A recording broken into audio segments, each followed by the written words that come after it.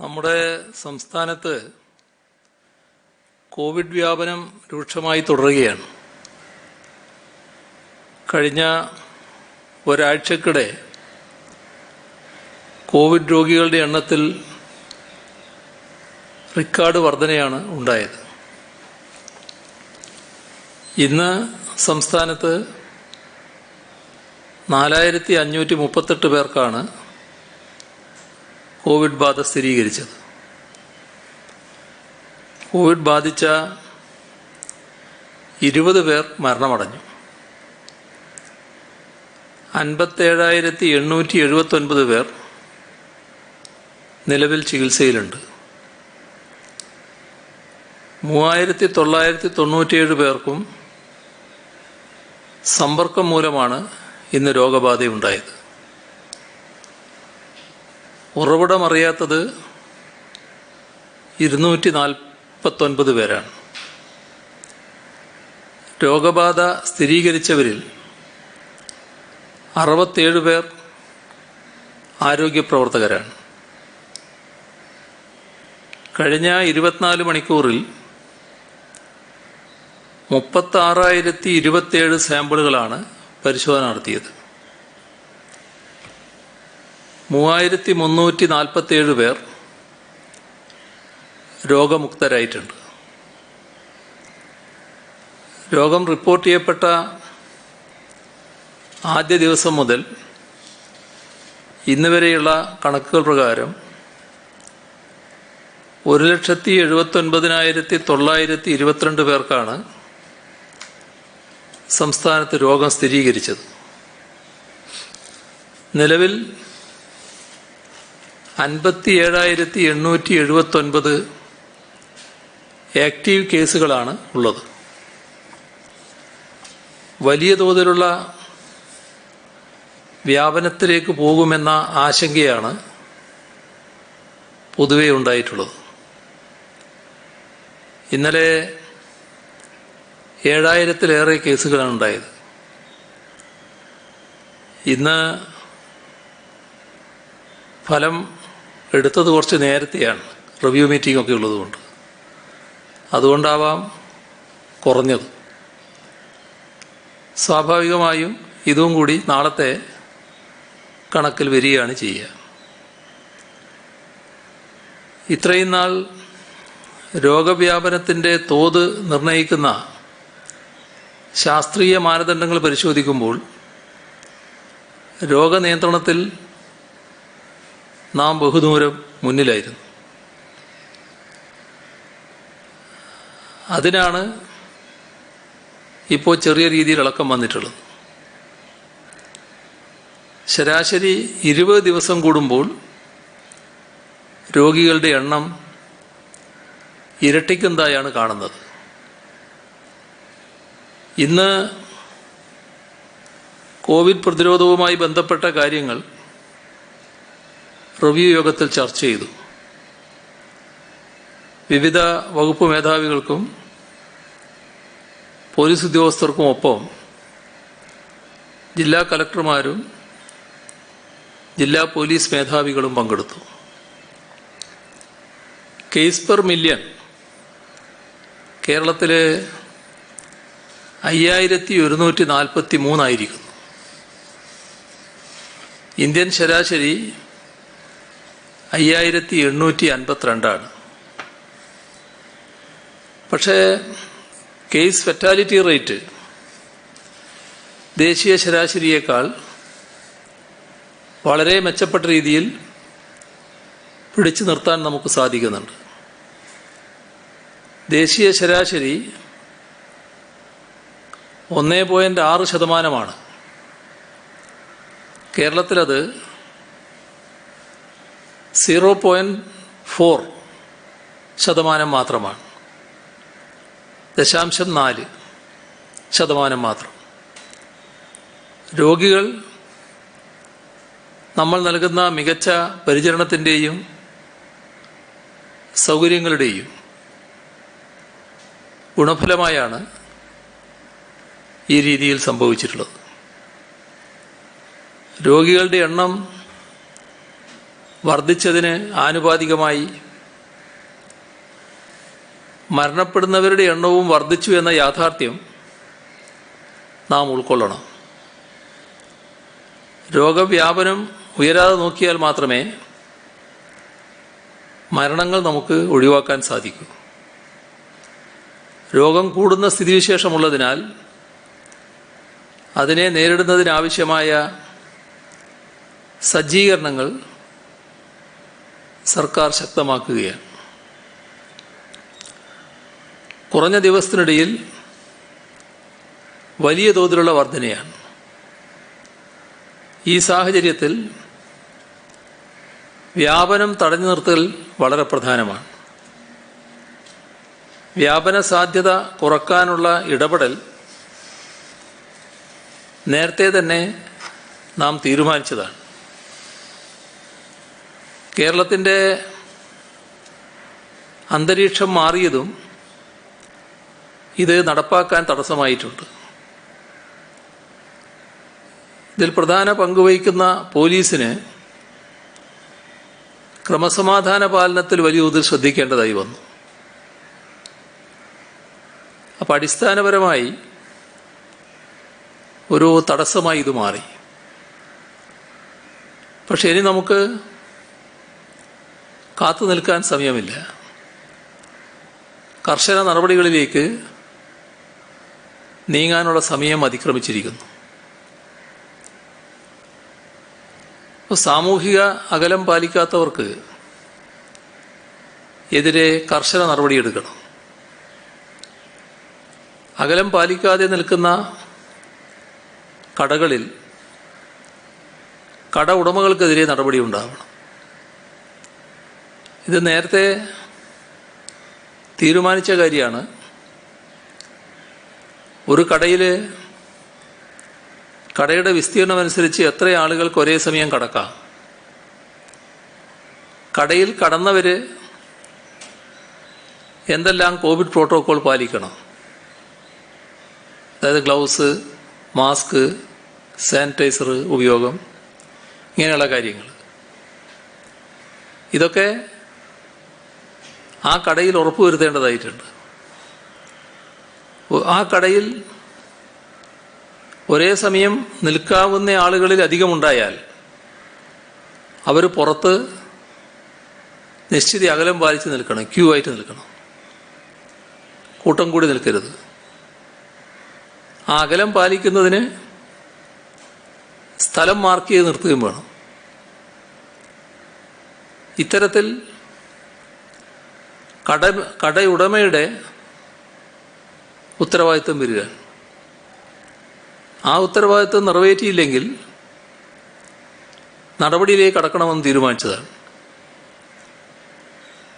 പക്ഷെ അത്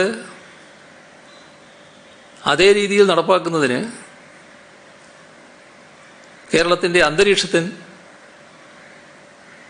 വന്ന മാറ്റം തടസ്സം സൃഷ്ടിച്ചു. അപ്പം ഇതാണ് വീണ്ടും കർക്കശമാക്കാൻ തീരുമാനിക്കുന്നത്. ഇപ്പോൾ പാലിച്ചില്ലെങ്കിൽ കടക്ക് നേരെയുള്ള നടപടികളുണ്ടാവും. കട അടച്ചിടേണ്ടതായിട്ടും വരും. അതേപോലെ തന്നെ കല്യാണത്തിന് 50 പേരാണ് സാധാരണ നിലയിൽ കൂടാവുന്നത്. ശവദാഹത്തിന് 20 പേര് എന്ന് നേരത്തെ കണക്കാക്കിയതാണ്. ഇത് അതേ രീതിയിൽ തന്നെ നടപ്പാക്കേണ്ടതായിട്ടുണ്ട്. അതേ നിലയിൽ നടപ്പാക്കാൻ നല്ലതുപോലെ കേരളത്തിൽ സാധിച്ചിട്ടുണ്ട്. പക്ഷെ ഇടയ്ക്ക് ഇതിലും മാറ്റം വരുന്നുണ്ട്. അത് സമ്മതിക്കാനാവില്ല. കാരണം ഈ കൂടിച്ചേരൽ, ആൾക്കൂട്ടം പലതരത്തിലുള്ള പ്രയാസങ്ങൾ ഉണ്ടാക്കുന്നുണ്ട്. അതാണ് വ്യാപനത്തിൻ്റെ ഏറ്റവും പ്രധാന ഘടകമായി വരുന്നത്. ചില പരിപാടികളിൽ പങ്കെടുത്തത്. ഇന്ന് ഒരു റിവ്യൂ മീറ്റിംഗ് നടന്നപ്പോൾ ആ റിവ്യൂ മീറ്റിങ്ങിൽ ഒരു കലക്ടർ സംസാരിക്കുന്നത് കേട്ടത്, ഒരു സ്ഥലത്ത് ശവദാഹത്തിൽ പങ്കെടുത്ത ഏറെക്കുറെ എല്ലാവർക്കും കോവിഡ് ബാധിച്ചു എന്നാണ്. ഇതാവശ്യമായ ശാരീരിക അകലം പാലിക്കാനും കോവിഡ് പ്രോട്ടോകോൾ പാലിക്കാനും തയ്യാറാകാത്തതിൻ്റെ ഭാഗമായി വരുന്നതാണ്. അപ്പോൾ ഇത്തരം കാര്യങ്ങൾ ലംഘിക്കുന്നവർക്കെതിരെ ശക്തമായ ഇടപെടൽ ഉണ്ടാവണമെന്ന് തീരുമാനിച്ചു. ഇതിന് ഇന്നുള്ള സംവിധാനം മാത്രം പോരാ. ഇപ്പോൾ ആരോഗ്യ പ്രവർത്തകർ, തദ്ദേശഭരണ സ്ഥാപനങ്ങളുടെ പ്രതിനിധികൾ, വോളണ്ടിയർമാർ, പോലീസ്, റവന്യൂ ഡിപ്പാർട്ട്മെൻറ്റ് ഉദ്യോഗസ്ഥർ, ഇങ്ങനെയെല്ലാം ഉള്ളവരാണ് കുറേ കാലമായി പ്രവർത്തിച്ചുകൊണ്ടിരിക്കുന്നത്. അവർ തുടർച്ചയായി പ്രവർത്തിച്ചും ഇതിൻ്റെ ഭാരം താങ്ങിയും ചിലർ രോഗം വന്നുമെല്ലാം വല്ലാതെ ക്ഷീണത്തിലായിട്ടുണ്ട്. അപ്പോൾ പുതിയ ആളുകളെ ഈ രംഗത്ത് സഹായത്തിനായി നൽകേണ്ടി വരും. അതുദ്ദേശിക്കുന്നത് സർക്കാർ ഉദ്യോഗസ്ഥർ തന്നെയുണ്ട്. സംസ്ഥാന സർക്കാർ സർവീസിൽ ഗസ്റ്റഡ് റാങ്കിലുള്ള ഉദ്യോഗസ്ഥർ നല്ല രീതിയിൽ ഇക്കാര്യത്തിൽ സഹായിക്കാൻ പറ്റിയവരാണ്. അപ്പോൾ അത്തരം ആളുകൾ ലിസ്റ്റ് തയ്യാറാക്കും. അങ്ങനെയുള്ള ഗസ്റ്റഡ് ഓഫീസർമാർ പഞ്ചായത്ത്, മുനിസിപ്പൽ കോർപ്പറേഷനുകളിൽ ഈ കാര്യങ്ങളുടെ ചുമതല വഹിച്ചുകൊണ്ട് പ്രവർത്തിക്കും. അവിടെ നടക്കുന്ന എല്ലാ പ്രവർത്തനങ്ങളുടെയും മേൽനോട്ടം ഇവർക്ക് നൽകും. അതിന് പ്രത്യേകമായ ചില അധികാരങ്ങളും തൽക്കാലം അവർക്ക് നൽകും. അത്തരത്തിൽ ഒരു ഇടപെടൽ സംസ്ഥാനത്താകെ എല്ലാ തദ്ദേശഭരണ സ്ഥാപനങ്ങളിലും ഉണ്ടാകണമെന്നാണ് കാണുന്നത്. ഇപ്പോൾ പഞ്ചായത്തിൽ ഒരാളാണെങ്കിൽ മുനിസിപ്പാലിറ്റികളും കോർപ്പറേഷനുകളും എടുത്താൽ ഒരാൾ പോരാതെ വരും. അപ്പോൾ ആവശ്യമായത്ര ആളെ നിയോഗിക്കുക എന്നുള്ളത് തന്നെയാണ് കണ്ടിട്ടുള്ളത്. ഇതോടൊപ്പം പൊതുസ്ഥലത്ത് ഇറങ്ങുന്നവരും യാത്ര ചെയ്യുന്നവരുമെല്ലാം മാസ്ക് ധരിക്കണമെന്ന് നമ്മൾ കുറേ കാലമായി നിർദ്ദേശിച്ചിട്ടുണ്ട്. മാസ്ക് ധരിക്കാത്തവർക്കിപ്പോൾ പിഴയുമുണ്ട്. ഇത് കുറേ കാലമായല്ലോ.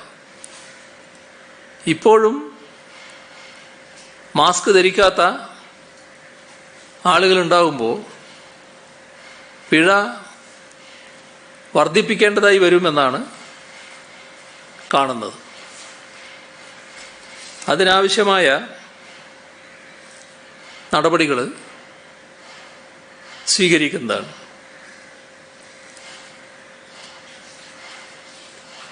സംസ്ഥാനത്താകമാനം 225 കോവിഡ് ഫസ്റ്റ് ലൈൻ ട്രീറ്റ്മെൻറ്റ് സെൻ്ററുകൾ ഇപ്പോൾ പ്രവർത്തിക്കുന്നുണ്ട്. രോഗലക്ഷണം കുറഞ്ഞതോ ഇല്ലാത്തതോ ആയ രോഗികളെ പരിചരിക്കുന്നതിനാണ് ഇവ സ്ഥാപിച്ചിരിക്കുന്നത്. ഇത്രയും CFLTCകളിലായി 32,979 ബെഡുകളാണ് ഒരുക്കിയിട്ടുള്ളത്. അതിൽ 19,478 ബെഡുകളിൽ ഇപ്പോൾ രോഗികളെ ചികിത്സക്കായി അഡ്മിറ്റ് ചെയ്തിരിക്കുന്നു. കോവിഡ് മുക്തർക്ക് പലവിധ അസുഖങ്ങൾ വരാനിടയുള്ളതായ റിപ്പോർട്ടുകളുണ്ട്. കോവിഡ് ചികിത്സിച്ച് ഭേദമാക്കിയതിന് ശേഷം ചില അസുഖങ്ങൾ വരുന്നതായി പറയുന്നുണ്ട്. അതിനെ പോസ്റ്റ് കോവിഡ് ക്ലിനിക്ക് ആരംഭിക്കുന്ന കാര്യം ആലോചിക്കുന്നതാണ്. ആവശ്യമായ രീതിയിൽ പോസ്റ്റ് കോവിഡ് ക്ലിനിക്ക് സ്ഥാപിക്കാനാണ് ഉദ്ദേശിക്കുന്നത്. രോഗലക്ഷണം രൂക്ഷമാകുന്ന സാഹചര്യത്തിൽ രോഗികളെ ചികിത്സിക്കാൻ ആവശ്യമായ 38 കോവിഡ് സെക്കൻഡ് ലൈൻ ട്രീറ്റ്മെൻറ്റ് സെൻ്ററുകളും സംസ്ഥാനത്ത് സ്ഥാപിച്ചിട്ടുണ്ട്. ഇവയിൽ 18 അഡ്മിഷൻ ആരംഭിക്കുകയും 689 രോഗികൾ അഡ്മിറ്റ് ചെയ്യപ്പെടുകയും ചെയ്തു. ICU സൗകര്യങ്ങൾ, വെന്റിലേറ്ററുകൾ, ഓക്സിജൻ സിലിണ്ടറുകൾ, ഇത്തരത്തിൽ രോഗികളുടെ പരിചരണത്തിനും സുരക്ഷയ്ക്കും ആവശ്യമായ സൗകര്യങ്ങളെല്ലാം സർക്കാർ പരമാവധി ഒരുക്കിയിട്ടുണ്ട്. സംസ്ഥാനത്ത് കോഴിക്കോട് ജില്ലയിലാണ് ഇപ്പോൾ സ്ഥിതി കൂടുതൽ ഗുരുതരമായിട്ടുള്ളത്. ഇന്ന് ഏറ്റവും കൂടുതൽ രോഗബാധ സ്ഥിരീകരിച്ചത് കോഴിക്കോട് ജില്ലയിലാണ്. 918 പേർക്ക്. അതിൽ 900 പേർക്കും സമ്പർക്കം മൂലവുമാണ്. കോട്ടയം ജില്ലയിൽ എല്ലാ മുനിസിപ്പാലിറ്റികളിലും ഭൂരിഭാഗം ഗ്രാമപഞ്ചായത്തുകളിലും കോവിഡ് ബാധിതരുണ്ട്. രോഗികളുടെ എണ്ണം കഴിഞ്ഞ 3 ദിവസമായി ഗണ്യമായി വർദ്ധിക്കുന്നു. വാഴപ്പള്ളി, കോട്ടയം, ഈരാറ്റുപേട്ട, ചങ്ങനാശ്ശേരി, പാമ്പാടി തുടങ്ങിയ മേഖലകളിൽ സമ്പർക്ക വ്യാപനം ശക്തമാണ്. 10 ദിവസത്തിനുള്ളിൽ തൃശ്ശൂർ ജില്ലയിൽ വർദ്ധിച്ചത് 4000 രോഗികളാണ്. 60 വയസ്സിന് മുകളിലുള്ള 73 പേർക്കും 10 വയസ്സിന് താഴെയുള്ള 28 പേർക്കും ഞായറാഴ്ച രോഗം സ്ഥിരീകരിച്ചു. വയനാട് ജില്ലയിൽ കൗമാരക്കാരിലും യുവാക്കളിലുമാണ് കൂടുതൽ രോഗം സ്ഥിരീകരിക്കുന്നതായി കാണുന്നത്. ഇന്നലെ രോഗം സ്ഥിരീകരിച്ച 172 പേരിൽ 105 പേരും 10നും 40നും ഇടയിൽ പ്രായമുള്ളവരാണ്. 16 പേർ 10ൽ താഴെ പ്രായമുള്ളവർ. 12 പേർ 60ന് മുകളിൽ പ്രായമുള്ളവർ. കണ്ണൂർ ജില്ലയിൽ കൂടുതൽ ആരോഗ്യ പ്രവർത്തകർക്ക് കോവിഡ് രോഗബാധ ഉണ്ടാകുന്ന സാഹചര്യത്തിൽ സ്വകാര്യ ആശുപത്രികളിലെ ജീവനക്കാർക്ക് കോവിഡ് പ്രതിരോധ നടപടികളെയും സുരക്ഷാ മാർഗങ്ങളെയും കുറിച്ച് പരിശീലനം നൽകും. ജില്ലയിൽ 3 ആശുപത്രികൾ ഉൾപ്പെടെ 6 ആക്റ്റീവ് ക്ലസ്റ്ററുകളാണ് ഉള്ളത്. 13 ക്ലസ്റ്ററുകളിലെ രോഗബാധ പൂർണ്ണമായി നിയന്ത്രിക്കാൻ കഴിഞ്ഞു. വയോജനങ്ങളുടെ സംരക്ഷണം ഉറപ്പുവരുത്താനുള്ള നടപടികളുടെ ഭാഗമായി ഒക്ടോബർ 1 മുതൽ 7 വരെ വ്യാപകമായ പ്രചരണ പരിപാടികൾ ആസൂത്രണം ചെയ്തിട്ടുണ്ട്. കുടുംബശ്രീ, NSS, സ്റ്റുഡൻറ് പോലീസ് കേഡറ്റുകൾ ഇവരുടെ എല്ലാം പങ്കാളിത്തം ബോധവൽക്കരണ ക്യാമ്പയിനുകളിൽ ഉറപ്പാക്കും.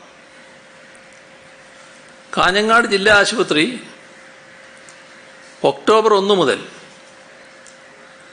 കോവിഡ് രോഗികൾക്ക് മാത്രമുള്ള ചികിത്സാ കേന്ദ്രമായി മാറും. അത്യാഹിത നിലയിലുള്ള കോവിഡ് രോഗികൾക്കായി 100 കിടക്കകളുള്ള വാർഡ് സജ്ജീകരിക്കും. 5 വെന്റിലേറ്ററുകൾ ഇവിടെ ഒരുക്കും. കോവിഡ് ബാധിച്ച ഗർഭിണികൾക്ക് ഇവിടെ ചികിത്സാ സൗകര്യമൊരുക്കും.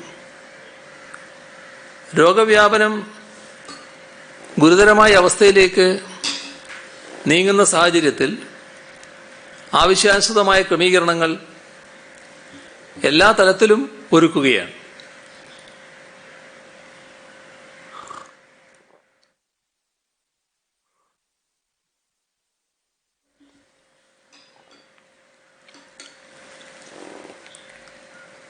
കോവിഡ് സെക്കൻഡറി കെയർ സെൻ്ററുകളിൽ B കാറ്റഗറിയിൽപ്പെട്ട തീവ്ര ലക്ഷണമുള്ളവരെ പ്രവേശിപ്പിക്കും.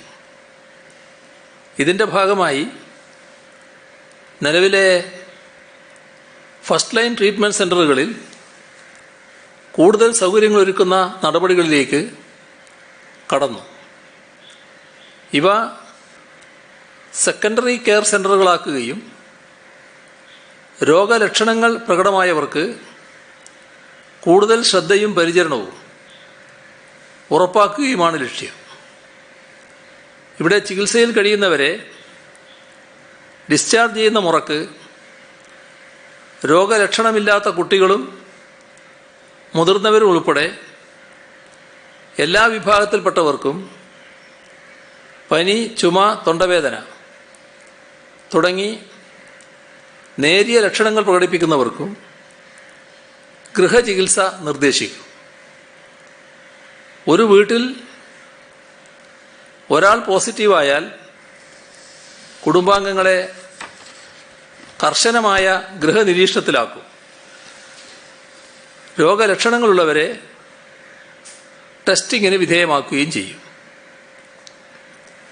രോഗലക്ഷണങ്ങളില്ലാത്തവർ പനി, ചുമ, തൊണ്ടവേദന തുടങ്ങി ചെറിയ ലക്ഷണങ്ങൾ പ്രകടിപ്പിക്കുന്നവർ ആശുപത്രിയിൽ നിന്നും രോഗലക്ഷണങ്ങൾ ശമിച്ച് തിരികെ എത്തുന്നവർ എന്നിവർക്കാണ് ഗൃഹചികിത്സ. ലോകാരോഗ്യ സംഘടന നിഷ്കർഷിക്കുന്ന മാനദണ്ഡങ്ങൾക്കനുസരിച്ചാണ് മാർഗനിർദ്ദേശങ്ങൾ തയ്യാറാക്കിയിട്ടുള്ളത്. നമുക്കാർക്കും പരിചിതമല്ലാത്ത സാഹചര്യമാണിത്. ഇതിനെ മറികടക്കാൻ സാധ്യമായ എല്ലാ വഴികളും സ്വീകരിക്കേണ്ടി വരും. എല്ലാവരും ഒത്തൊരുമിച്ചാണ് ഇതിനെ നേരിടേണ്ടത്. തുടക്കം മുതൽ സർക്കാർ ആ നിലപാടാണ് സ്വീകരിച്ചത്.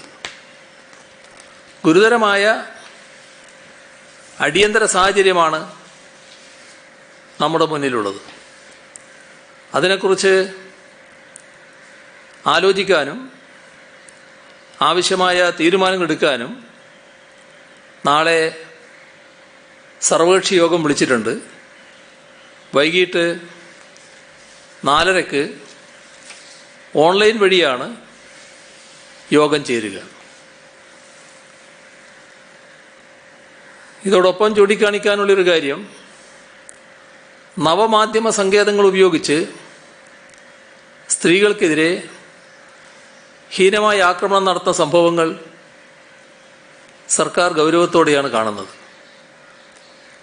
സ്ത്രീകളെ അവമാനിക്കുന്ന തരത്തിൽ യൂട്യൂബിൽ വീഡിയോ പോസ്റ്റ് ചെയ്ത സംഭവവുമായി ബന്ധപ്പെട്ട് തമ്പാനൂർ, മ്യൂസിയം പോലീസ് സ്റ്റേഷനുകളിലായി 4 കേസുകൾ രജിസ്റ്റർ ചെയ്തിട്ടുണ്ട്.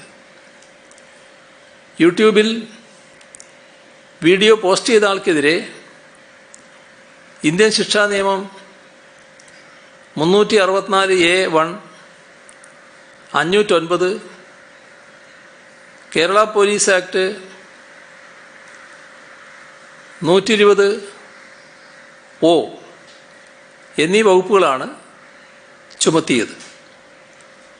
വിവാദമായ വീഡിയോ നീക്കം ചെയ്യണമെന്ന് യൂട്യൂബ് അധികൃതരോട് ആവശ്യപ്പെട്ടിട്ടുണ്ട്. മറ്റൊരു വ്യക്തിക്കെതിരെ സംസ്ഥാന പോലീസ് മേധാവിക്ക് ഭാഗ്യലക്ഷ്മി നൽകിയ പരാതിയിലും FIR രജിസ്റ്റർ ചെയ്തിട്ടുണ്ട്.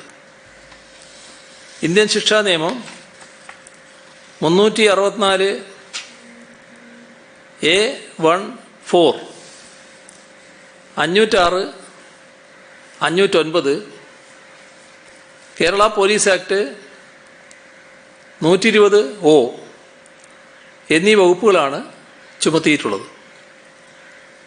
IT ആക്ടിലെ ബന്ധപ്പെട്ട വകുപ്പുകൾ കൂടി 2 കേസുകളിൽ ഉൾപ്പെടുത്താൻ കോടതിയുടെ അനുമതി തേടിയിട്ടുണ്ട്. അനുവാദം ലഭിച്ചാൽ ഉടൻ തന്നെ ആ വകുപ്പുകൾ കൂടി ഉൾപ്പെടുത്തിയ ശേഷം കേസിൻ്റെ അന്വേഷണം സിറ്റി സൈബർ പോലീസ് സ്റ്റേഷന് കൈമാറും. ദേഹോപദ്രവം ഏൽപ്പിച്ചെന്നും ആക്രമിച്ചെന്നും കാണിച്ച് ഭാഗ്യലക്ഷ്മിയും വിജയ് P. നായരും പ്രത്യേകം നൽകിയ പരാതികളിൽ തമ്പാനൂർ പോലീസ് കേസ് രജിസ്റ്റർ ചെയ്ത് അന്വേഷണം ആരംഭിച്ചിട്ടുണ്ട്.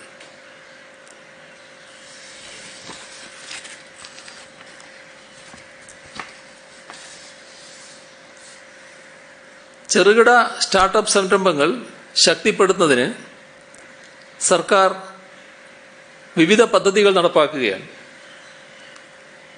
തിരഞ്ഞെടുക്കപ്പെട്ട ബ്ലോക്കുകളിൽ പരമാവധി സംരംഭങ്ങൾ തുടങ്ങാനാണ് ഉദ്ദേശിക്കുന്നത്. കുടുംബശ്രീയുടെ സംരംഭ പദ്ധതിയും ചെറുകിട സൂക്ഷ്മ സംരംഭ പദ്ധതികളും ഇത്തരം ഉദ്ദേശത്തോടെയാണ് സർക്കാർ നടപ്പാക്കുന്നത്. സംരംഭകർക്ക് KFCയുടെ വായ്പാ അനുമതി പത്രം വിതരണം ചെയ്യുന്നതിൻ്റെ ഉദ്ഘാടനം ഇന്ന് നിർവഹിച്ചു. പ്രളയബാധിതമായ 14 ബ്ലോക്കുകളിൽ കാർഷികേതര മേഖലയിൽ 16,800 പുതിയ സംരംഭങ്ങൾ ആരംഭിക്കും. ഇതിനുള്ള മൂലധനം കുറഞ്ഞ പലിശക്ക് ബ്ലോക്ക് തല സമിതികൾ ലഭ്യമാക്കും. ഇതിനായി 70 കോടി രൂപയാണ് സർക്കാർ നീക്കിവച്ചിരിക്കുന്നത്. പരമാവധി 2.5 ലക്ഷം രൂപ വായ്പ നൽകുന്ന 3000 വ്യക്തിഗത പദ്ധതികളും 10 ലക്ഷം രൂപ വരെ വായ്പ ലഭിക്കുന്ന 2000 സംഘപദ്ധതികളും ആരംഭിക്കാനാണ് ലക്ഷ്യമിടുന്നത്. 10,000 പേർക്ക് ഇതിൻ്റെ ഗുണം ലഭിക്കും. സൂക്ഷ്മ ഇടത്തരം ചെറുകിട മേഖലയിൽ 2550 സംരംഭങ്ങൾക്ക് അംഗീകാരം ലഭ്യമാക്കി. 2016-20 ഈ മേഖലയിൽ 5231 കോടി രൂപയുടെ മൊത്ത നിക്ഷേപമുണ്ടായി. 1,54,341 ആളുകൾക്ക് തൊഴിൽ ലഭ്യമാക്കാനായി. പ്രതിവർഷം 1000 പുതിയ സംരംഭങ്ങൾ എന്ന നിലയിൽ 5 വർഷം കൊണ്ട് 5000 പുതിയ വ്യവസായ യൂണിറ്റുകൾ ആരംഭിക്കാൻ ലക്ഷ്യമിടുന്നതാണ് KFCയുടെ വായ്പാ പദ്ധതി. ഓരോ പദ്ധതിക്കും 90% വരെ വായ്പ KFC നൽകും. 3% സർക്കാർ സബ്സിഡിയോടെയാണ് വായ്പ നൽകുന്നത്. വിദേശത്ത് നിന്ന് മടങ്ങിയെത്തിയവർക്ക് ഇതിനോടൊപ്പം മറ്റൊരു പിന്തുണ കൂടിയുണ്ട്. നോർക്കയുമായി സഹകരിച്ച് 3% അധിക സബ്സിഡി വിദേശത്ത് നിന്ന് മടങ്ങിയെത്തുന്നവർക്ക് ഉറപ്പുവരുത്തിയിട്ടുണ്ട്. 355 സംരംഭകർക്കാണ് തുടക്കത്തിൽ വായ്പാ അനുമതി പത്രം നൽകിയത്. 1300 അപേക്ഷയിൽ നിന്ന് യോഗ്യരെ കണ്ടെത്തി പരിശീലനവും മാർഗനിർദ്ദേശവും നൽകിയാണ് വായ്പ നൽകുന്നത്. ഇതോടൊപ്പം തൃശ്ശൂർ ജില്ലയിൽ Kaiparambu indoor stadium, Kunnamkulam stadium, Kannur ജില്ലയിലെ പ്ലാത്തറ ഇൻഡോർ സ്റ്റേഡിയം, പാലക്കാട് ജില്ലയിലെ കണ്ണമ്പ്ര സ്റ്റേഡിയം ഇവയുടെ എല്ലാം ഉദ്ഘാടനം ഓൺലൈനായി നിർവഹിച്ചു. ലോക നിലവാരമുള്ള കളിക്കളങ്ങൾ നാടെങ്ങും തയ്യാറായിക്കൊണ്ടിരിക്കുകയാണ്.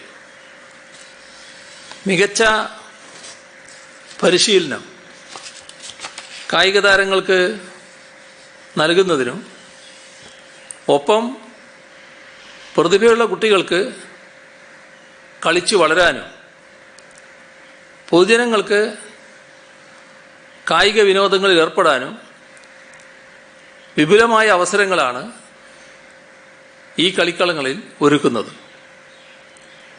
കിഫ്ബിയിൽ ഉൾപ്പെടുത്തി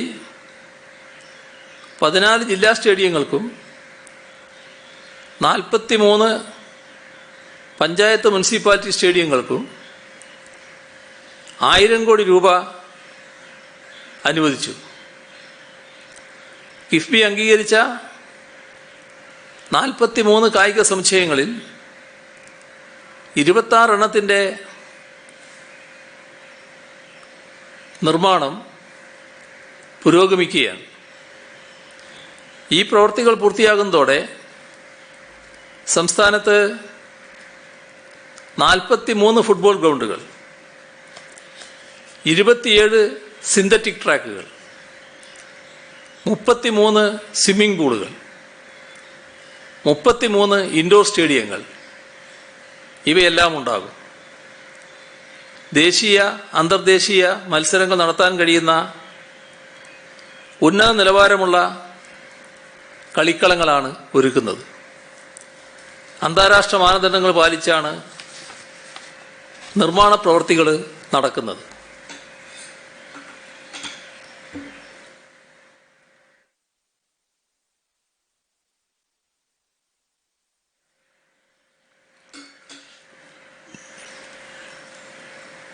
ഇതോടൊപ്പം നമ്മുടെ സംസ്ഥാനത്തെ 150 പഞ്ചായത്തുകളിലെ ഇൻ്റഗ്രേറ്റഡ് ലോക്കൽ ഗവേണൻസ് മാനേജ്മെൻറ്റ് സിസ്റ്റത്തിന് ഇന്ന് തുടക്കമായിട്ടുണ്ട്.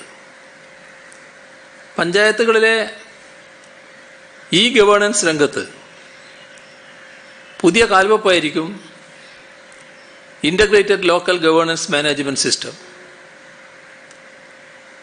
ഇൻഫർമേഷൻ മിഷൻ തയ്യാറാക്കിയ സോഫ്റ്റ്വെയർ ഉപയോഗപ്പെടുത്തിയാണ് പദ്ധതി നടപ്പിലാക്കുന്നത്. 150 പഞ്ചായത്തുകളിൽ പ്രാഥമിക ഘട്ടമെന്ന നിലയിൽ പദ്ധതി നടപ്പിലാക്കുകയാണ്. പഞ്ചായത്തുകളിൽ നിന്ന് ലഭ്യമാകുന്ന 200-ലധികം സേവനങ്ങൾക്കുള്ള അപേക്ഷകൾ, പരാതികൾ, അപ്പീലുകൾ, നിർദ്ദേശങ്ങൾ ഇവയെല്ലാം ഓൺലൈനായി ഒറ്റ പ്ലാറ്റ്ഫോമിൽ നിന്ന് അയക്കുന്നതിനുള്ള സൗകര്യമാണ് ഈ സംവിധാനത്തിലൂടെ ലഭ്യമാകുന്നത്. പുതിയ സംവിധാനത്തിൽ അപേക്ഷയോടൊപ്പം നൽകിയ ഇമെയിൽ ഐഡിയിലും അപേക്ഷകന്റെ യൂസർ ലോഗിനിലും സേവനങ്ങളും സാക്ഷ്യപത്രങ്ങളും അറിയിപ്പും ലഭ്യമാകും. നടപടികൾ പൂർത്തിയാകുമ്പോൾ അറിയിപ്പ് SMS ആയി അപേക്ഷകൻ ലഭ്യമാകും. ഒട്ടും കാലതാമസമില്ലാത്ത തരത്തിൽ സുതാര്യവും ലളിതവുമായ നടപടിക്രമത്തിലൂടെ എല്ലാവർക്കും വീട്ടിലിരുന്നും അക്ഷയ കേന്ദ്രങ്ങൾ വഴിയും ഈ സേവനങ്ങൾ നേടിയെടുക്കുവാൻ സാധിക്കും. അപേക്ഷകരുടെ മുൻഗണനാടിസ്ഥാനത്തിൽ സോഫ്റ്റ്വെയർ വഴി പൊതുജനങ്ങൾക്ക് സേവനങ്ങൾ ലഭ്യമാകും. ഫയലുകളെല്ലാം വെബ് അധിഷ്ഠിതമായാണ് കൈകാര്യം ചെയ്യുക. അതുകൊണ്ട് ജീവനക്കാർക്ക് ആവശ്യമെങ്കിൽ വീട്ടിലിരുന്ന് ഓഫീസ് പ്രവർത്തനങ്ങൾ നിർവഹിക്കാൻ സാധിക്കും. സർക്കാർ നയത്തിനനുസൃതമായി ഓപ്പൺ സോഴ്സ് ടെക്നോളജിയിലാണ് സോഫ്റ്റ്വെയർ തയ്യാറാക്കിയിട്ടുള്ളത്. അതിലൂടെ പഞ്ചായത്തുകൾക്ക് ലൈസൻസ് ഇനത്തിലുള്ള ഭീമമായ ചെലവ് ഒഴിവാക്കാൻ സാധിക്കും. മാത്രമല്ല, ഇതിലൂടെ വിനിമയം ചെയ്യപ്പെടുന്ന വിവരങ്ങൾ സുരക്ഷിതമായിരിക്കുകയും ചെയ്യും. വലിയ തോതിൽ ജനസേവനം നടത്തുന്ന പഞ്ചായത്തുകൾക്ക് ഫലപ്രദമായി ഇടപെടുന്നതിനും പുതിയ സംവിധാനം വഴി കഴിയും. ഇന്ന് ശബരിമല തീർത്ഥാടനത്തെക്കുറിച്ചുള്ള ഒരുക്കങ്ങളുടെ കാര്യത്തിലുള്ളൊരു യോഗം നടന്നിരുന്നു. ശബരിമല നമ്മുടെ ഏറ്റവും പ്രധാനപ്പെട്ട തീർത്ഥാടന കേന്ദ്രമാണ്. കോവിഡ് മഹാമാരിയുടെ പശ്ചാത്തലത്തിൽ ഈ വർഷത്തെ ശബരിമല തീർത്ഥാടനവും മകരവിളക്കും പ്രതീകാത്മകമായി ചുരുക്കാതെ പരിമിതമായ എണ്ണം തീർത്ഥാടകരെ അനുവദിച്ചുകൊണ്ട് നടത്തുന്നതിനാണ് തീരുമാനിച്ചത്. ശബരിമല ലക്ഷക്കണക്കിൽ ആരാധകരെ ആകർഷിക്കുന്ന ഒരു തീർത്ഥാടന കേന്ദ്രമാണ്. കോവിഡ് വലിയ തോതിൽ വ്യാപിക്കുന്നൊരു സാഹചര്യത്തിൽ ശബരിമലയുടെ പ്രാധാന്യം കണക്കിലെടുത്ത് എത്തിപ്പെടുന്ന തീർത്ഥാടകരുടെ എണ്ണത്തിൽ പരിമിതി ഏർപ്പെടുത്തി. എന്നാൽ ശബരിമല തീർത്ഥാടനത്തിൻ്റെ എല്ലാ ആചാരങ്ങളും അനുഷ്ഠാനങ്ങളും നടപടിക്രമങ്ങളും അതേപോലെ തന്നെ അനുവർത്തിക്കുക എന്ന നിലയാണ് ഇന്നത്തെ യോഗം കൈക്കൊണ്ടത്. ഇതിൽ വിവിധ സംസ്ഥാനങ്ങളിൽ നിന്ന് ആളുകൾ വരും. അതിലേറ്റവും കൂടുതൽ ആളുകൾ വരുന്ന സംസ്ഥാനങ്ങളാണ് ആന്ധ്രാപ്രദേശ്, തെലുങ്കാന, കർണാടക, തമിഴ്നാട് എന്നിവ. പോണ്ടിച്ചേരിയും അതിൻ്റെ ഭാഗമായിട്ടുണ്ട്. അപ്പം ഇത്തരം സംസ്ഥാനങ്ങളിൽ നിന്ന് സാധാരണ ഒരു നിയന്ത്രണവുമില്ലാതെ ആളുകൾക്ക് വരാം. ഇത്തവണ അത് പറ്റില്ല. ഒരു നിശ്ചിത എണ്ണം ആളുകൾക്ക് മാത്രമേ വരാൻ പറ്റൂ. ആ എണ്ണം എത്രയാവാം എന്നത് എല്ലാ സ്ഥിതിഗതികളും ശരിയായ രീതിയിൽ വിലയിരുത്തി പ്രിൻസിപ്പൽ സെക്രട്ടറി നേതൃത്വം കൊടുക്കുന്ന ചീഫ് സെക്രട്ടറി, സംസ്ഥാനത്തിൻ്റെ ചീഫ് സെക്രട്ടറി നേതൃത്വം കൊടുക്കുന്ന ഒരു കമ്മിറ്റി ശുപാർശ ചെയ്യണമെന്നാണ് കണ്ടിട്ടുള്ളത്. ഇപ്പോൾ ചീഫ് സെക്രട്ടറിയുടെ നേതൃത്വത്തിൽ സംസ്ഥാന പോലീസ് മേധാവി, ഹോം സെക്രട്ടറി, ദേവസ്വം വകുപ്പ് പ്രിൻസിപ്പൽ സെക്രട്ടറി,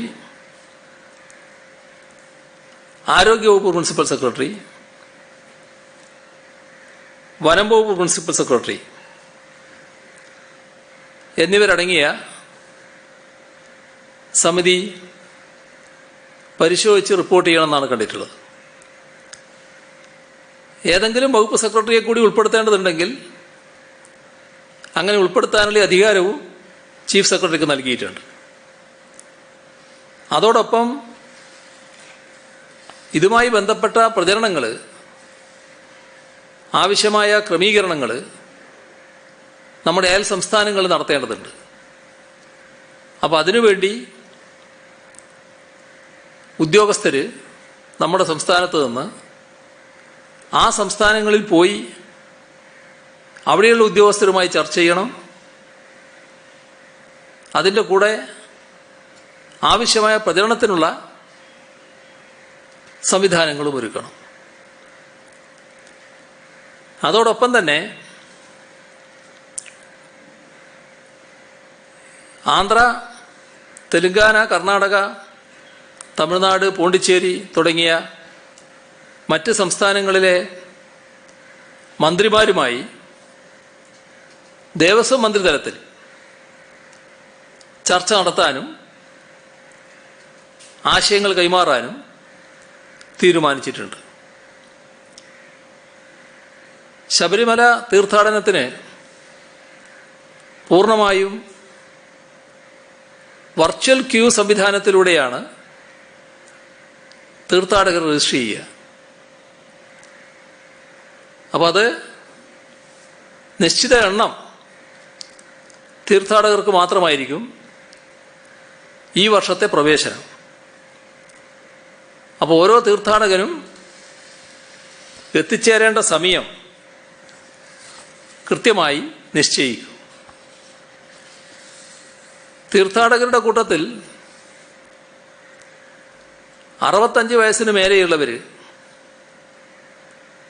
ഒഴിവാകുന്നതാണ് നല്ലത്. അതോടൊപ്പം തന്നെ കുട്ടികളും ഒഴിവാകേണ്ടതായിട്ടുണ്ട്. കോവിഡ് രോഗബാധിതർ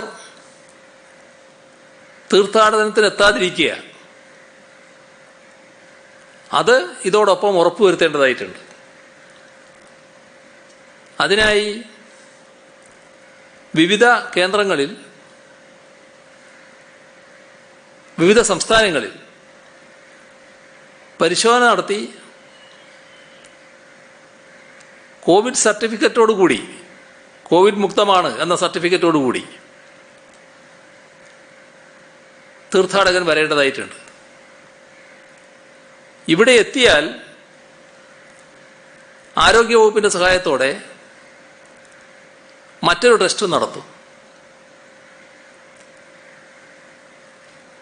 തീർത്ഥാടകര് സാധാരണ അന്തരീക്ഷത്തിൽ ശബരിമലയിൽ പോയി ദർശനം നടത്തുന്നതിന് മുൻപായാലും അതിന് ശേഷമായാലും കുറേ സമയം ശബരിമലയിൽ ചെലവിട്ട് തിരിച്ചു വരുന്ന രീതിയാണ് ഉണ്ടാകാറ്. എന്നാൽ ഇത്തവണ അത് പറ്റില്ല. ശബരിമലയിലെത്തി ദർശനം നടത്തി ഉടനെ തന്നെ തിരികെ മലയിറങ്ങണം. ആ രീതിയിലുള്ള ഒരുക്കമാണ് ഇക്കാര്യത്തിൽ നടത്തുക. അതോടൊപ്പം ശബരിമലയിൽ വിരിവെക്കാനോ തങ്ങാനോ അനുവദിക്കില്ല. നിലക്കലിൽ പരിമിതമായ രീതിയിൽ വിരിവെക്കാനുള്ള സൗകര്യമുണ്ടാകും. അതും വളരെ കൂടുതൽ ആളുകൾക്ക് ഉണ്ടാവില്ല.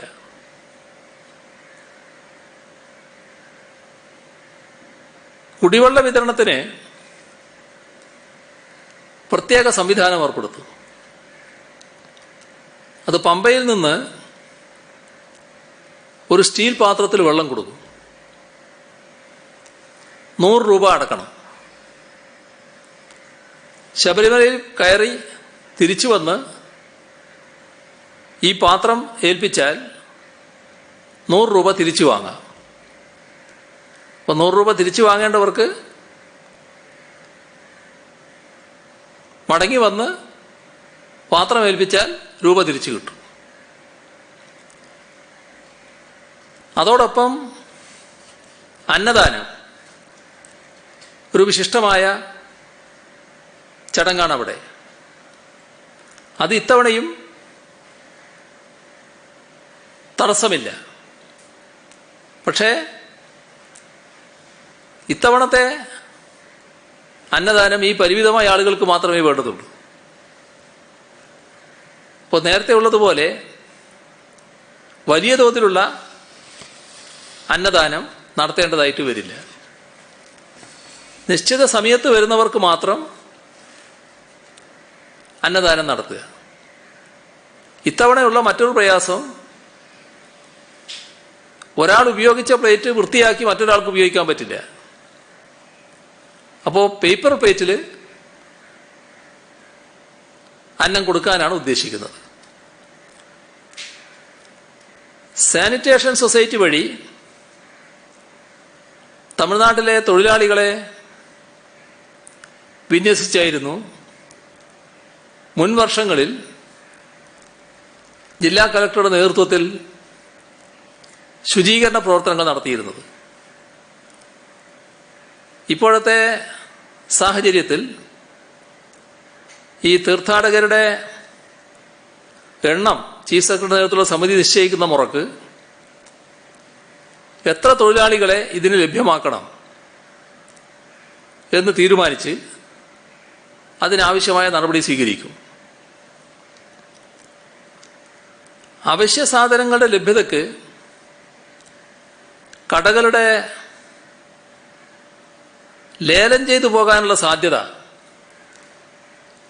കുറഞ്ഞതിനാൽ കൺസ്യൂമർ ഫെഡ്, സപ്ലൈകോ തുടങ്ങിയവയുടെ സേവനം ലഭ്യമാക്കും. KSRTC ബസ്സിൽ തീർത്ഥാടകർക്ക് സാമൂഹ്യ അകലം പാലിക്കുന്ന തരത്തിൽ കൂടുതൽ എണ്ണം ബസ്സുകൾ വിന്യസിക്കും. ഭക്തർ മല കയറുമ്പോൾ മാസ്ക് ധരിക്കുന്ന പ്രശ്നമാണ്. അപ്പോൾ മല കയറുന്ന ഘട്ടത്തിൽ മാസ്ക് ധരിക്കുന്നത് അത് ആരോഗ്യ പ്രശ്നം ആരോഗ്യവകുപ്പ് പരിശോധിക്കേണ്ടതാണെന്ന് കണ്ടിട്ടുണ്ട്. ഇത് എന്തെങ്കിലും പ്രയാസങ്ങൾ ഉണ്ടാക്കുമെന്നുള്ളത്. സാധാരണഗതിയിൽ എക്സസൈസ് എടുക്കുമ്പോഴൊക്കെ ഈ മാസ്ക് വേണ്ട എന്ന് പറയുന്നൊരു നിലയുണ്ട്. ഇത് വലിയ ആയാസപ്പെട്ടൊരു പണിയാണല്ലോ മല കയറൽ. അപ്പോൾ ആ ഘട്ടത്തിൽ മാസ്ക് ഉണ്ടാകുന്നത് ഗുണകരമാണോ എന്നുള്ളത് ആരോഗ്യവകുപ്പ് പരിശോധിക്കണം എന്നാണ് കണ്ടിട്ടുള്ളത്. നെയ്യഭിഷേകത്തിനുള്ള നെയ്യ് ദേവസ്വം ബോർഡ് നിശ്ചയിക്കുന്ന സ്ഥലത്ത് ശേഖരിക്കും. എന്നിട്ടത് അഭിഷേകം നടത്തിയ നെയ്യ് തീർത്ഥാടകന് ലഭ്യമാക്കാൻ പ്രത്യേക ക്രമീകരണം ഉണ്ടാക്കുന്ന കാര്യവും പരിശോധിക്കുന്നതാണ്. മകരവിളക്കിനോടനുബന്ധിച്ചുള്ള തിരുവാഭരണ ഘോഷയാത്ര പൂർണ്ണമായും കോവിഡ് പ്രോട്ടോകോൾ പാലിച്ച് മാത്രമേ ഇത്തവണ നടത്താനാവുകയുള്ളൂ. പമ്പ, എരുമേലി എന്നിവിടങ്ങളിൽ സ്നാനഘട്ടങ്ങളിൽ കോവിഡിൻ്റെ പശ്ചാത്തലത്തിൽ ഈ പമ്പയിലൊക്കെ ഇറങ്ങിക്കുളിക്കുക എന്ന് പറയുന്നത് ഇത്തവണ പ്രയാസമുണ്ടാക്കുന്നതാണ്. അപ്പോൾ ഒരു ഷവർ സിസ്റ്റം ഉണ്ടാക്കണം എന്നാണ് ആലോചിച്ചിട്ടുള്ളത്. അതിനുള്ള സംവിധാനം ഏർപ്പെടുത്തും. ഇത്രയുമാണ് ഇന്ന് വിവരങ്ങൾ കൈമാറാനുള്ളത്.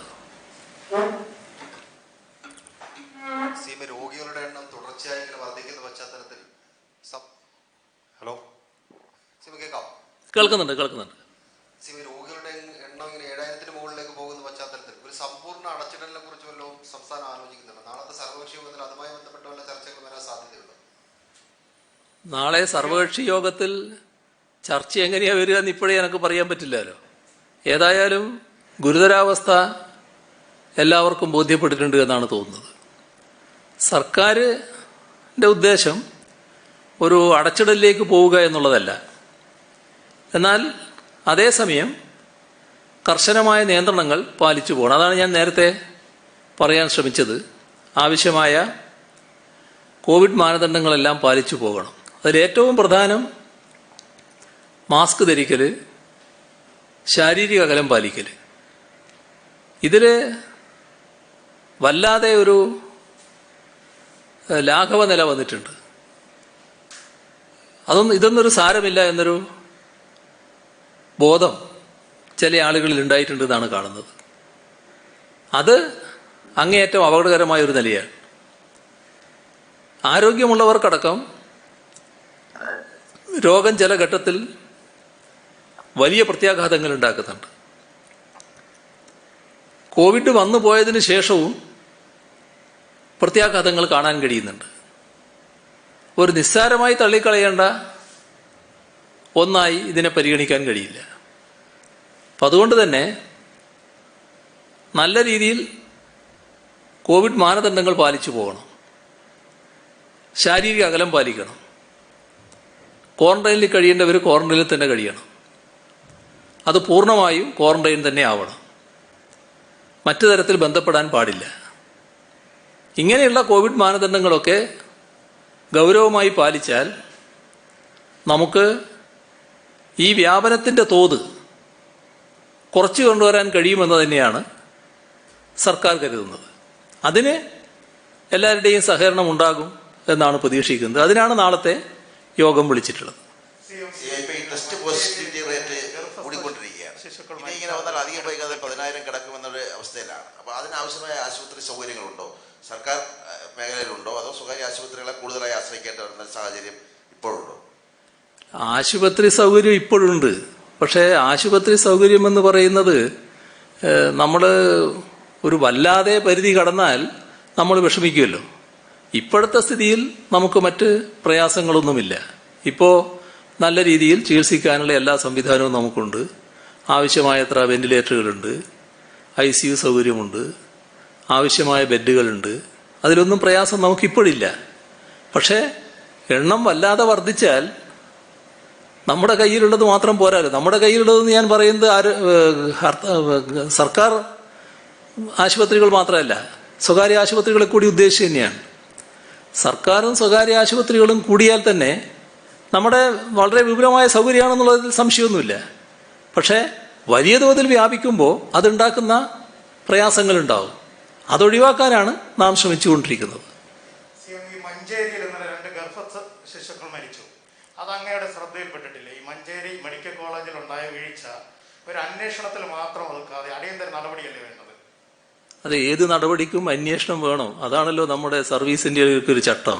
അതിന്റെ ഭാഗമായി ആരോഗ്യമന്ത്രി അത് ഗൗരവമായിട്ട് എടുത്തിട്ടുണ്ട്. അതുമായി ബന്ധപ്പെട്ട തുറ നടപടികളിലേക്ക് കടന്നിട്ടുമുണ്ട്. മാസ്കിന്റെ ഉപയോഗവുമായി ബന്ധപ്പെട്ടാണ് നമ്മൾ ഇതിന്റെ തുടക്കത്തിൽ വളരെ കൃത്യമായ അതിനെ സംബന്ധിച്ച നിർദ്ദേശം കൊടുക്കുന്നത്. ഇപ്പൊ പലപ്പോഴും കാണുന്നത് എല്ലാ ആളുകളും മാസ്ക് ധരിക്കുന്നുണ്ട്. പക്ഷേ അവർ ഒറ്റയ്ക്ക് സഞ്ചരിക്കുമ്പോഴോ വാഹനത്തിലോ ഒക്കെ അവരിങ്ങനെ മാസ്ക് ധരിക്കുന്നു. പക്ഷെ ആൾക്കാരുടെ ഒരു ഇടയിലേക്ക് പോകുമ്പോൾ അവർ മാസ്ക് ഊരിയിട്ട് സംസാരിക്കുന്നത് അവിടെ നമ്മൾ പോലീസ് ഉദ്യോഗസ്ഥർ പരിശോധനയ്ക്ക് നിർത്തുമ്പോഴൊക്കെ ആയാൽ പോലും. അപ്പൊ സത്യത്തിൽ മാസ്ക് വളരെ വ്യാപകമായ സാഹചര്യത്തിൽ ഈ മാസ്ക് എത്തരം സാഹചര്യങ്ങൾ ഉപയോഗിക്കേണ്ടത്, എത്തരത്തിൽ ഉപയോഗിക്കണം എന്നുള്ളതിനെ കുറിച്ചൊരു ക്യാമ്പയിൻ പ്രത്യേകമായി നടത്തേണ്ട ഒരു ആവശ്യമില്ലേ? അതൊരു ചോദ്യമാണ്. അതിന്റെ കൂടെ മറ്റൊരു ചോദ്യം കൂടി, ഈ നമ്മുടെ ബാങ്കുകളുമായി ബന്ധപ്പെട്ട് ATMകൾ ഏറ്റവും കൂടുതൽ രോഗവ്യാപന സാധ്യതയുള്ള ഒരു കാര്യമാണ്. അപ്പൊ നമ്മുടെ നഗരത്തിലുള്ള ATMകളൊക്കെ ഏകദേശം സാനിറ്റൈസും മറ്റു കാര്യങ്ങളൊക്കെ ഉണ്ട്. പക്ഷെ ഗ്രാമപ്രദേശങ്ങളിൽ അത് അത്രത്തോളം പാലിക്കുന്നില്ല എന്നാണ് നമ്മുടെ ഒരു അനുഭവത്തിൽ നിന്ന് മനസ്സിലാവുന്നത്. ഗ്രാമപ്രദേശങ്ങളിലെ ATMകളിലൊന്നും ഇത്തരം സാനിറ്റൈസർ സൗകര്യങ്ങളില്ല. അപ്പൊ ഈ 2 വിഷയത്തെ ഒരു അഭിമുഖീകരിക്കുന്നു. അല്ല, മാസ്കിന്റെ കാര്യത്തിൽ വേണ്ടത്ര അവബോധം ഈ സാധാരണഗതിയിൽ ഇപ്പം തന്നെ ഉണ്ട്. പക്ഷെ എവിടെയാ പ്രശ്നം വരുന്നതെന്ന് പറഞ്ഞാൽ ചിലപ്പോൾ ഈ സംസാരിക്കുമ്പോൾ മാത്രമല്ല, നിങ്ങൾ ക്യാമറയും കൊണ്ടൊക്കെ പോകുന്ന ഘട്ടത്തിൽ ഇത് നീക്കാനുള്ളൊരു പ്രവണത പൊതുവെ കാണുന്നുണ്ട്. അതല്ലാതെ സാധാരണഗതിയിൽ അവരവരുടെ രക്ഷക്കും മറ്റുള്ളവരുടെ രക്ഷക്കും ഇത് പൂർണ്ണമായി ധരിച്ചിരിക്കുക എന്നുള്ളത് തന്നെയാണ് ഏറ്റവും പ്രധാനം. അപ്പോൾ ആളുകളുമായി സംസാരിക്കുമ്പോഴായാലും ഒരു യോഗത്തിൽ നമ്മൾ ഇരിക്കുമ്പോഴായാലും മറ്റു തരത്തിൽ സഞ്ചരിക്കുമ്പോഴായാലും എല്ലാം മാസ്ക് ധരിക്കുക എന്നത് ഏറ്റവും പ്രധാനമായിട്ടുള്ളതാണ്.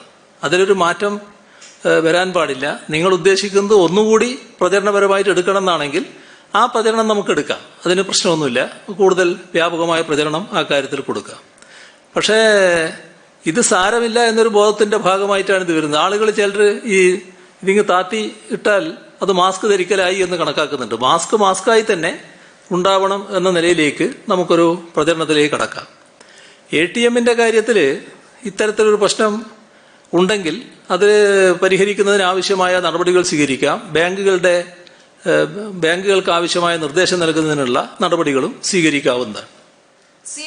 ലൈഫ് മിഷൻ CEO UV ജോസിനെ ഈ അന്വേഷണ വിധേയമായി മാറ്റി നിർത്തണമെന്നൊരു ആവശ്യം ഉയർന്നിട്ടുണ്ട്.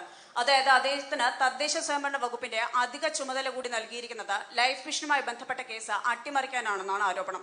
അതുപോലെ തന്നെയാണ് ഈ വിജിലൻസ് അന്വേഷണവും കേസ് അട്ടിമറിക്കാനാണ് ഫയലുകൾ സെക്രട്ടേറിയറ്റിൽ നിന്ന് നീക്കം ചെയ്തത്. ഇതുമായി ബന്ധപ്പെട്ടാണ് എന്നും ആരോപണം ഉന്നയിക്കുന്നുണ്ട്. അല്ല, ആരോപണക്കാരുടെ പ്രത്യേക മനസ്ഥിതി കൊണ്ടാണ് ഇതെല്ലാം കാര്യങ്ങളുടെ നിയമപ്രകാരം നടന്നോളൂ. അതിൻ്റെ അകത്ത് പ്രശ്നമൊന്നുമില്ല.